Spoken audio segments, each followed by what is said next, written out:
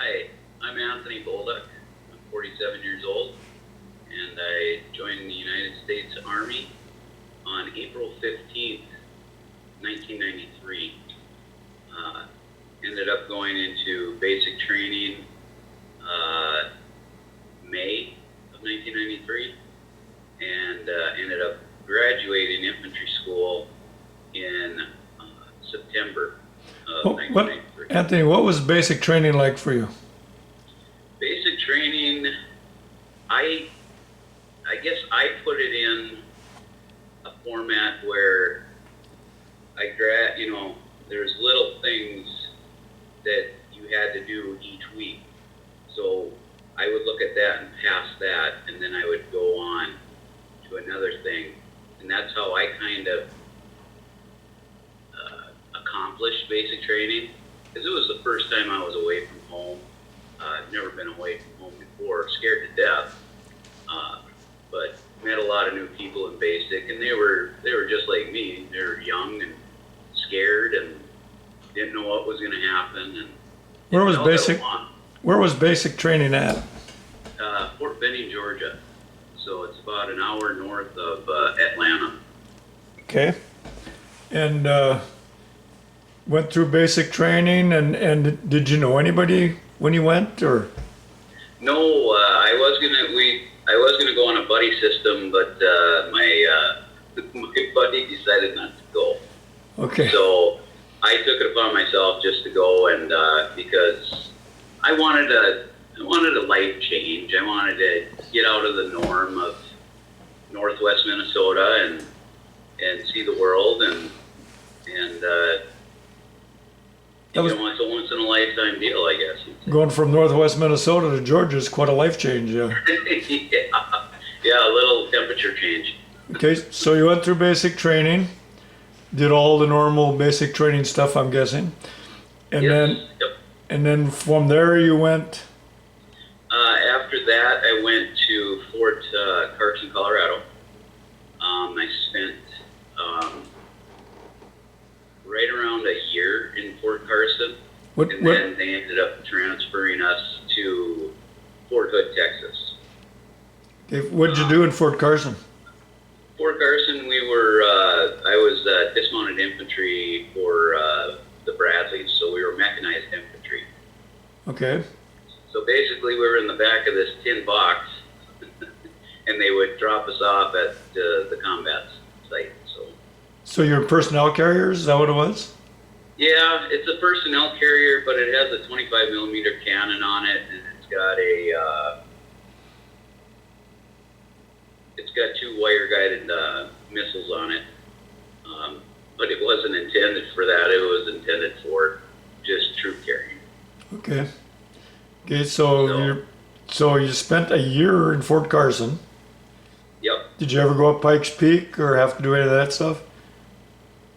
I did plenty of road marching over at Fort Carson. That was enough for me. So when you're used to this flatland where you can watch your dog run away for 3 days, even a small hill, it seems to be like a mountain top.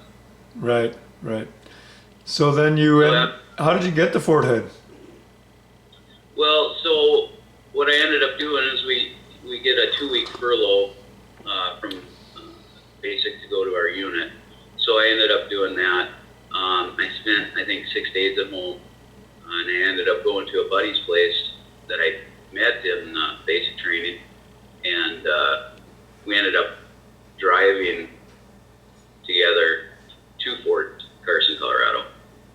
Okay. And once we got there, we had no idea what was going on. We're still, just dumb privates at that time. So we get to our duty station. I think we got there 3 days early, because they always say be early. Well, we were 3 days early instead. And we ended up going there, and then we went our separate ways. He went to a different unit than I did, and we still stay in contact. He's out of Saginaw, Michigan, and so we still stay in contact. But yeah, it's funny where you meet friends and then you go off your separate ways in the Army. This is how you realize it's small, because then you go to a combat zone and you see one of your buddies that you graduated basic training with, 7 years later. Yeah. So then you ended up in Fort Hood, Yes. and that. And Fort Hood, Texas was, it was a weird hot, because it's hot in Texas, but you'd think the middle of Texas it would be dry. Well, it was never dry. It was humid all the time because of the Gulf Coast. And when people told me, "Oh, it must have been dry there," I went, "No, it was hot and humid." And I did that. I was there till 96. And then I ended up, I was going to extend with the military. How many years did you have in at that time? 3. 3 years. Yep. So I thought about it, and I ended up deciding against it. I originally went in with the intention on extending, but infantry is very demanding, and my body at the time was not handling it as well as I thought it would. So I came back, or I went to North Carolina as a civilian. I took a break, and then I came back in full time with the National Guard. After that, So we ended up. Go ahead. Where were you in the National Guard at? So I was in Bravo Company 2 of the 136, which was stationed out of Crookston. And I also was with their sister unit, Alpha Company 2 of the 136. And I also deployed with the headquarters company of the 34th Infantry Division. So that they were all infantry. Yep. Okay. Yep. And the first place that we went to, when I got into the National Guard, it's a culture change from active duty, because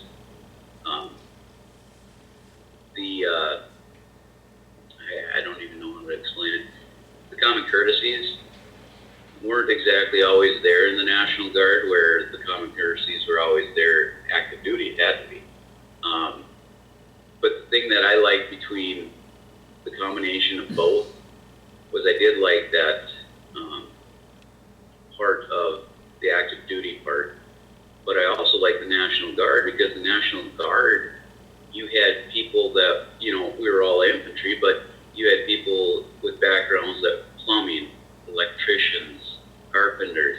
Basically, you have a company of 140 guys of infantry that could be self-sufficient if they had the right tools for it. All different occupations. Yeah, definitely. Yep. Okay. So, first place that we went to, we got called on alert in 2000 with the National Guard to go to Bosnia the first time. And that quickly got called off, and we ended up pushing that off till 2003. So, when we ended up going in 2003, we left in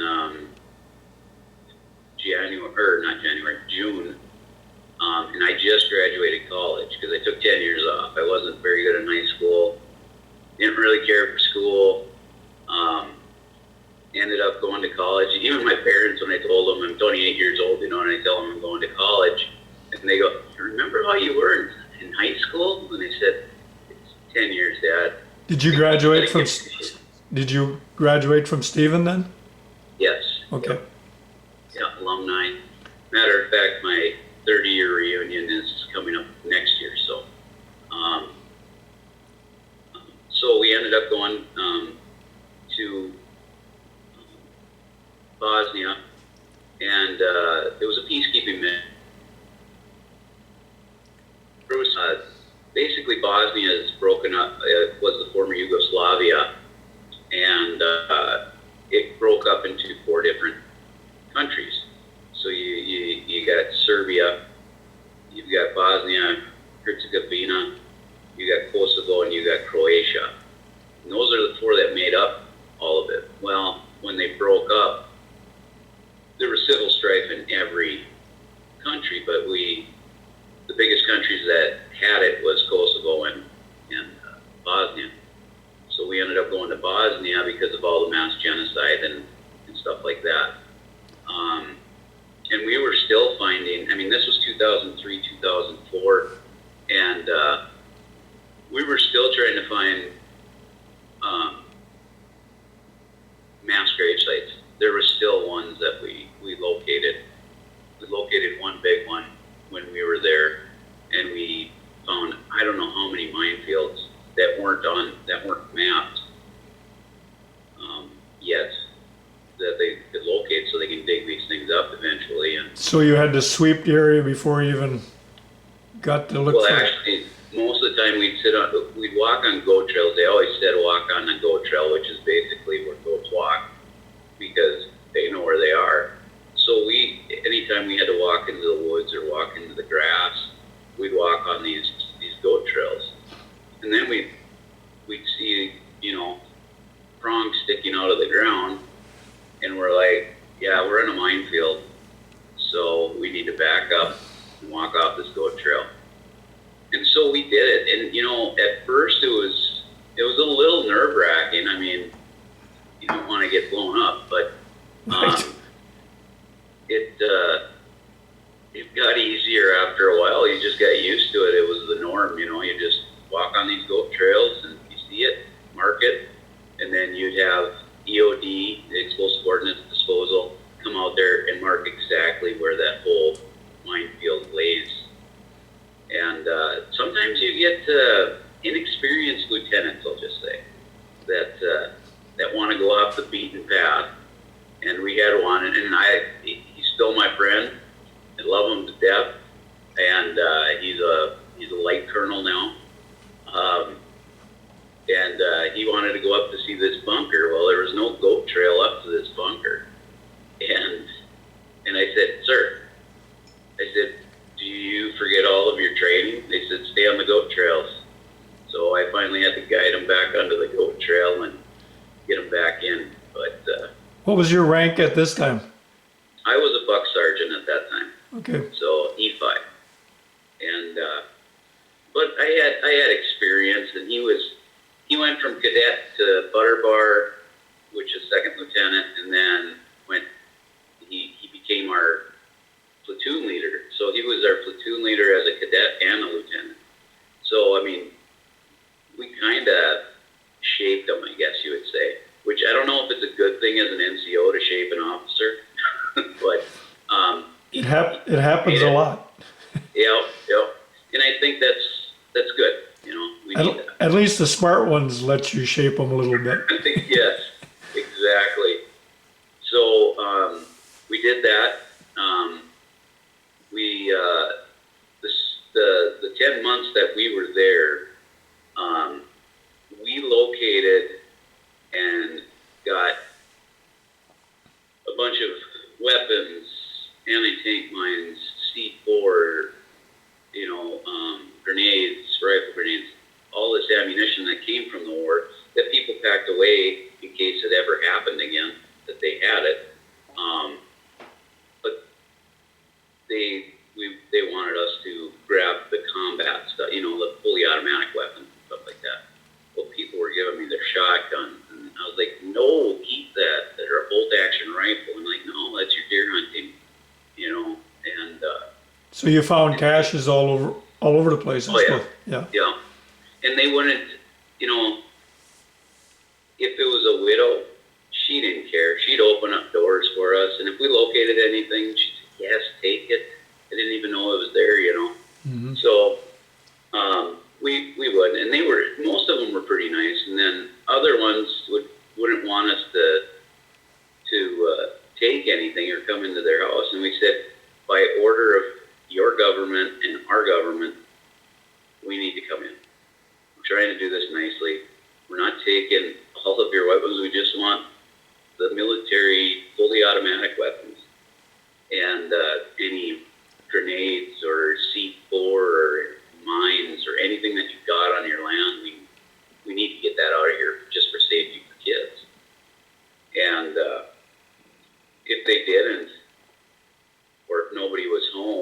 said nobody lived there, and they didn't have a key, we would break open the doors because that's what we had to do. We had to search every house. There was, we had informants that told us where these weapon caches were. How long were you in Bosnia? What's that? How long were you in Bosnia? I was in Bosnia for 10 months. 10 months? And what was the weather like? The weather was, I would say it was more probably similar to like, probably Washington State. Like in the wintertime, it rained, it was cloudy, snowy. But I mean, the snow, it could have snowed for, you could have had 8 inches of snow by the next day. It was melted. Okay. What was your base camp like? We had a pretty well structured base camp. It was base camp Eagle, and it was right next to a town called Tuzla, and it's a fairly decent sized town. But we got along with everybody over there. We didn't have any issues per se on that side, but we had issues on the east side of Bosnia, and a little bit on the west, because on the west side of Bosnia you had the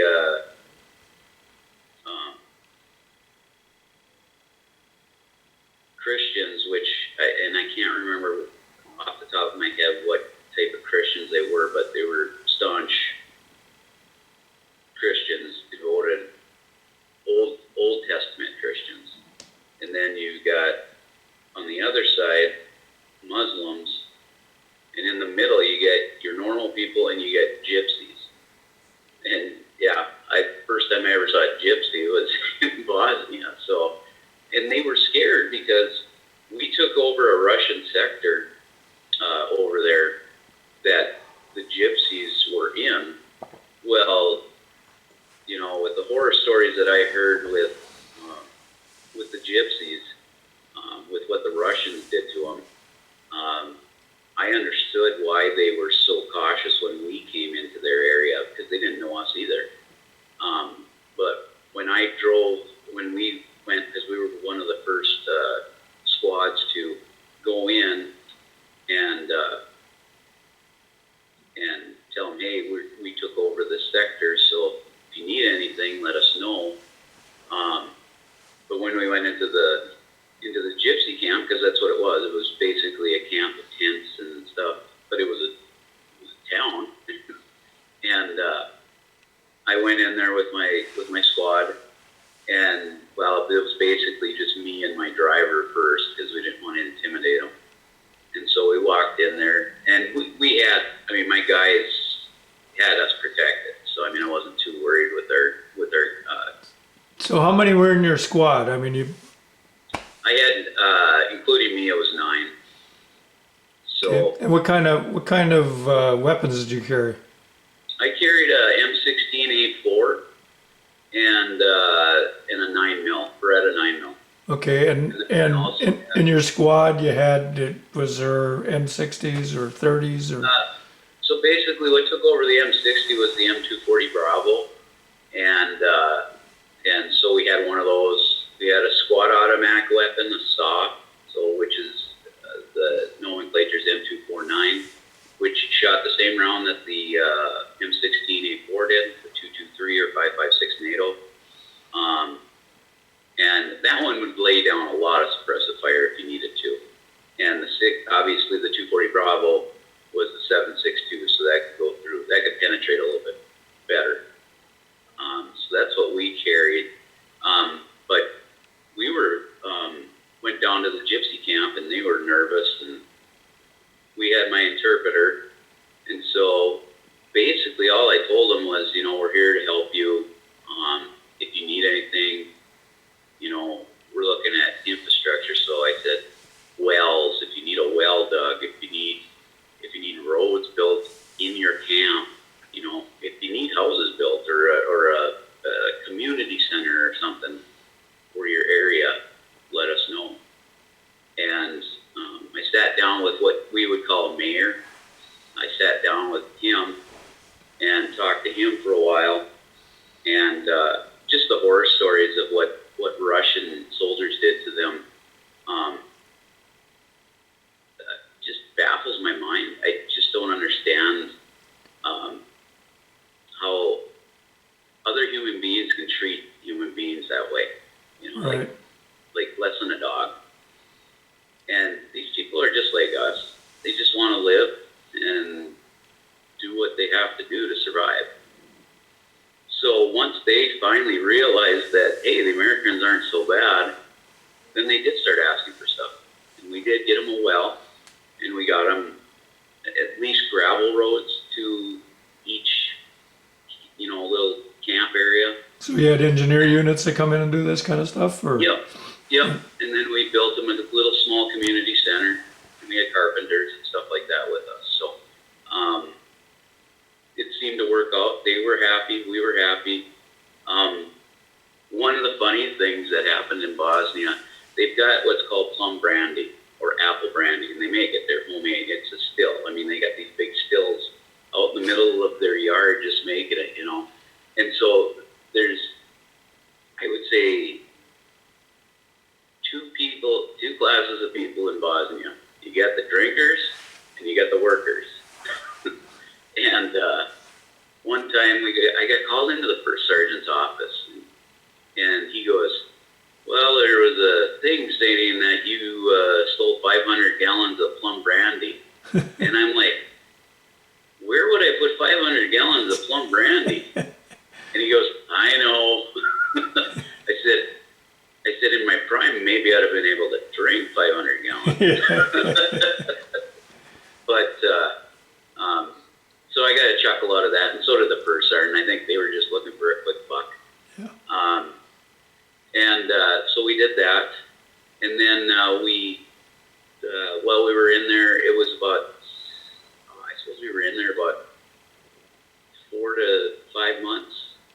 And we ended up, we were the QRF, so the Quick Reactionary Force. That was our platoon. So anything serious happens, we get on birds and we take off. Helicopters. Yep. Yep. And we had the only, at that time, we were the only one that had a jail to hold pipwicks, is what they were called, and people indicted for war crimes to go to the Hague. So we had the only one that was in that area of Eastern Europe, and we didn't think anything of it at the time, but we had to go and swear we wouldn't say anything for a while and keep it undercover. And then we ended up, there was a house that was right across the river from Serbia that we were protecting. It had 2 CIA agents in it, just listening in on phone calls to Serbia and, intercepting stuff. And I asked them their names. Well, of course, they're not going to give me their real names, so they called themselves Ben and Jerry.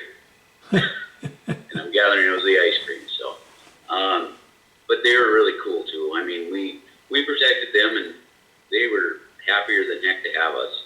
And those guys meet new people every 6 months, or every 6 to 10 months. So it was very enjoyable to work with those guys too. And then it was just a squad of us, so there was 9 of us in this house, plus the 2 other guys, and basically we were out on our own.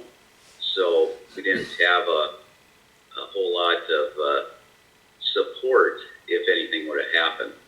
But we knew how to get out of the house, how to sabotage the house, or how to burn it down without having any of the equipment compromised by the enemy. So, and we just knew that we had to get to a certain spot where a chopper would pick us up. So you were 10 months in Bosnia, and then you went home, or? No, we ended up, riots broke out in Kosovo. So at the end of our deployment, we had all of our stuff put away. The new unit that came into Bosnia was taking over, and we were just left seat, right seat, right, kind of just training them on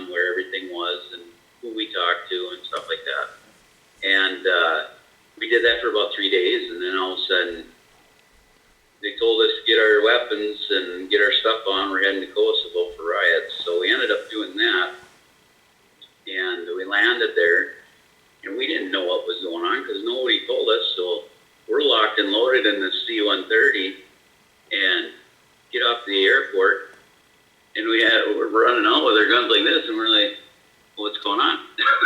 You know? So they ended up bringing us in and going through the normal stuff they have to do before we actually go out. And So how long were you there? we were there for, what was it, a month and a half? The riots broke out due to there was I want to say a child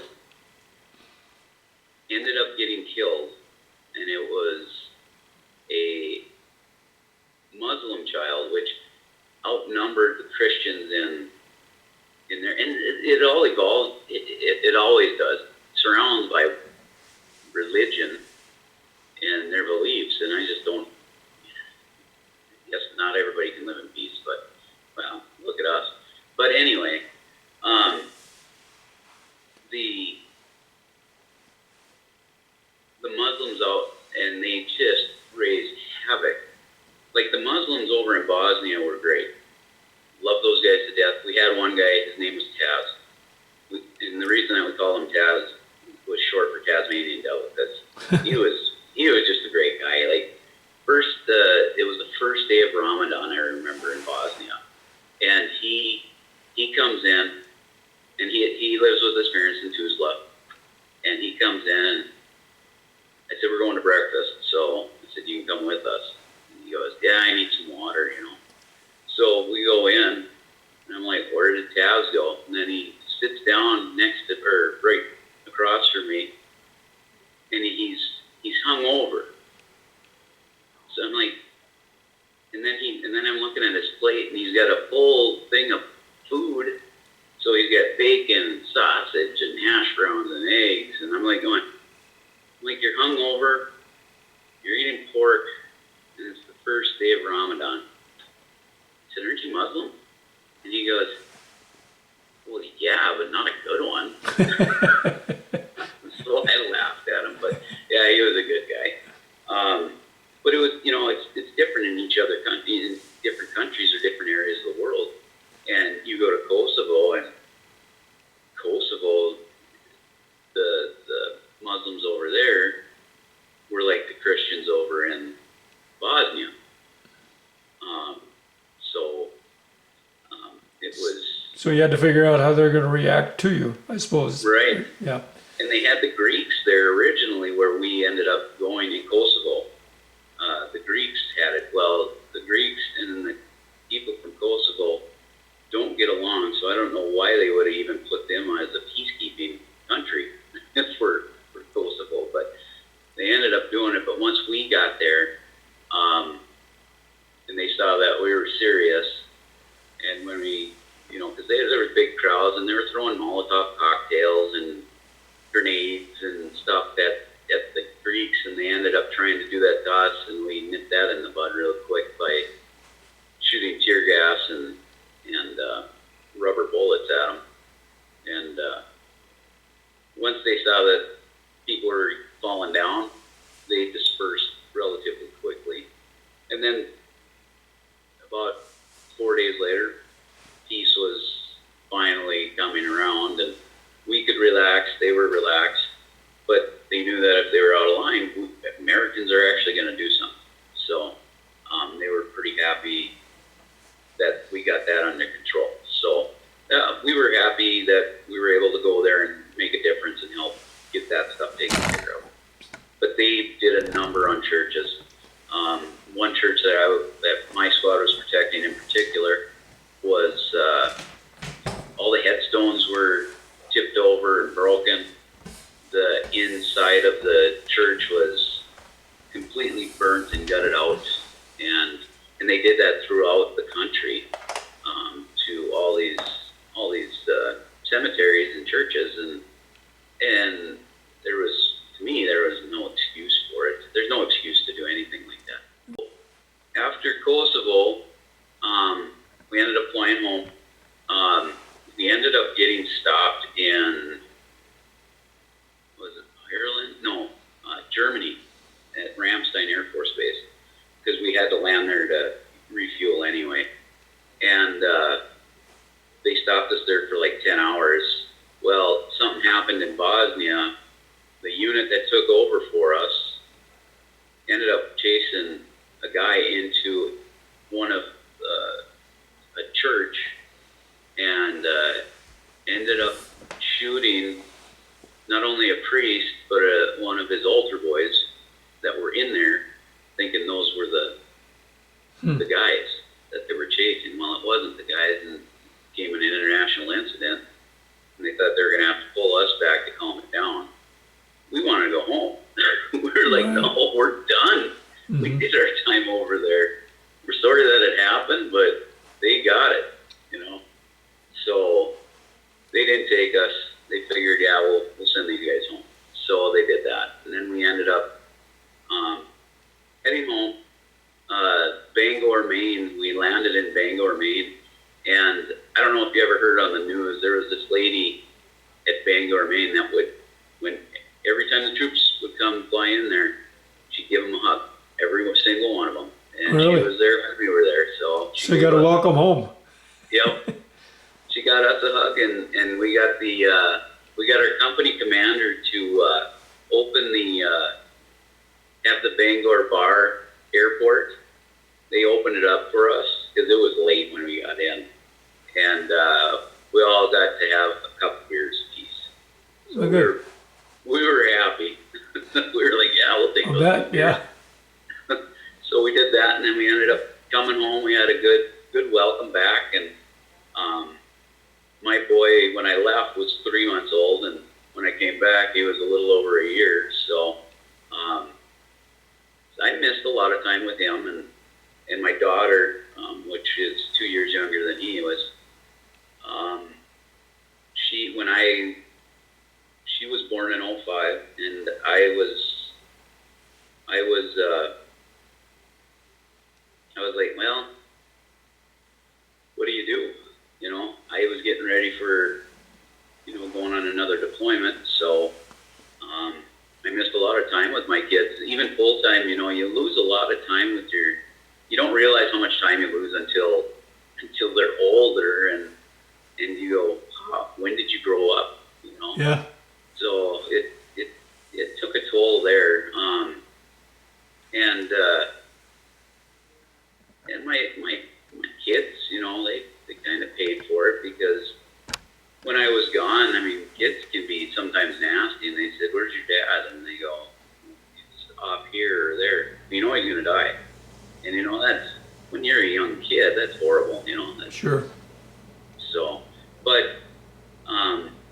my wife took good care of the kids, and they made it, obviously. So You were able to Skype with them then, or? I would call. My chances of Skyping were very limited because I was out all the time, and in Bosnia and Kosovo, and when I went to Iraq, I was security for a 1-star general at the beginning. And So you came home. How long were you home? I was home probably for 2 years. Still in National Guard. Yep, full time. And Yep. then- So I was working my full-time job, but And then deployed to Iraq. And what year was that? and that was in I started in 08 and I got back in 10. And what ended up happening is I didn't even know I was getting deployed again, and I ended up looking through, because I was full time. I was looking for orders because I had a course to go to, and it showed I wasn't even in my unit, and it showed I had orders to go to the 34th headquarters company in the division, and I'm like, why am I going there? So I thought it was just a mistake, and I called them up, and they said, yeah, you're going on deployment with us. You're security for General Elisario. And I'm like, okay, when were you going to tell me this? Because it's November, and you're going in January. So, yeah, nobody called me, told me. ended up having to break the news to tell my wife in less than 2 months I got to go again. So this So general she must have happy known your about that. reputation or something that he must have requested you, huh? Yeah, yeah. He wouldn't tell me to this day, but I met him and I knew him earlier, and I knew another general that was there too. So General Lang was his name, and I knew him because one of our soldiers got killed up here from the National Guard, and General Lang came to the funeral for it. And I picked him up at the airport and brought him, and me and him hit it off. We just liked each other from the get-go. So he was a great guy, still a great guy. So when I was in Iraq, I ended up doing security, and then the sergeant major of our division, which I got along with him too, asked me if I would work for him too as security and writing down notes for him on the computer. And I was like, well, yeah, I can write or I can type, so yeah, I can do that for you. And then he had a little bit of carpentry work that needed to be done, just little odds and ends. And ended up doing that, finished that, and it was a long paper and of stuff he wanted done, but I knew where the stuff was and everything, so I said, don't worry about it, I got it taken care of. I got all the stuff done within about 4 days, and he goes, no, you didn't get the stuff done in 4 days, did you? And I go, well, yeah, it was pretty simple. And he goes, I've had this kid on it for 4 months. I said, you got to know where to go. So, but yeah, got along great with those guys. I would have taken a bullet for either one of them. And, but I mean, the hard thing with like guys that are that high in rank is they got nobody to vent to. So me and the sergeant major really got close, and he would start venting, and then he would look at me and go, I shouldn't be venting to you. You're 2 ranks below me. And I'm like going, well, I said, you got to vent to somebody. Yeah. So you were you were in Iraq for how long? 12 months. 12. Or no, 13 months. So, yeah, it was a good experience. We had some casualties while we were there, and rocket attacks. And the closest that I came was we hit some IEDs, but I was walking and it was on base. So we got back and I was walking back to my room. I called it home. Walking back to my room, and no alarms went off, no incoming alarms.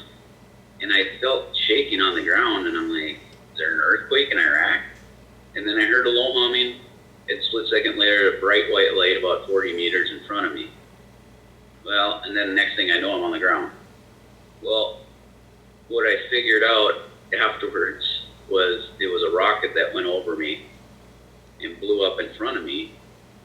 I got the concussion, but I didn't get the shrapnel. Mm-hmm. So I was lucky there. The guy behind me saw, because it was dark out, saw my silhouette flying through the air, and he thought I was dead. And so he comes up and he goes, are you okay? And I'm like, I think so, but I need help finding my cover and my rifle. Mm. And, so the rockets, were they 122 millimeter or what were they? Yeah, the ones were 120, and the other ones, the big ones, were 240 millimeter. Okay. And those ones, you could feel on base no matter where that one hit. So, but the 120s were a little bit smaller and did more localized damage than anything. So, I mean, if you were within the area, yeah, it would have messed you up. Because we lost 3 MPs that way, military police officers that were there. And all they were doing was having a smoke break, and unfortunately it went right in between all 3 of them. Yep. When it hit. So we had to deal with that. And we did end up catching the guys that did it. And we took care of that.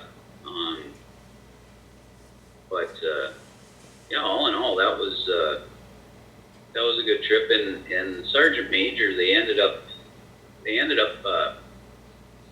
he wanted me to find a freezer for him, but he didn't want to go through all the damn red tape. And I said, well, I've got my infantry skills. I can acquire you a little freezer. Because what he'd do is he'd put that on the helicopter with ice cream in those little cups. And he'd fly them out to these little bases that didn't have, ice cream or anything like that. The Sergeant Major for our area of southern Iraq was he was called the Sergeant Major, or the Ice Cream Sergeant Major. Because that's what he brought all the time. So we just took that up. But I ended up finding one for him, and he goes, "Where did you find this?" And I said, "Well, I had to take your thing at night, right? Your Suburban that you had." He goes, "I don't want to know anymore." I said, "I didn't think you did." So Anthony, like when you went to Bosnia and Iraq, did you go as unit or individual or? I went as a unit in Bosnia, to Kosovo.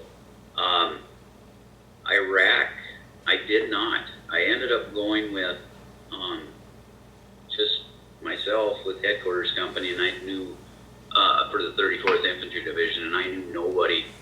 And the other thing was I was the only slotted infantry soldier in that whole division, in our division. So I was the only actual infantryman in the division, and I was like, makes absolutely no sense. Why did you pick me as, right, your security guy? He goes, because infantry guys know what they're doing.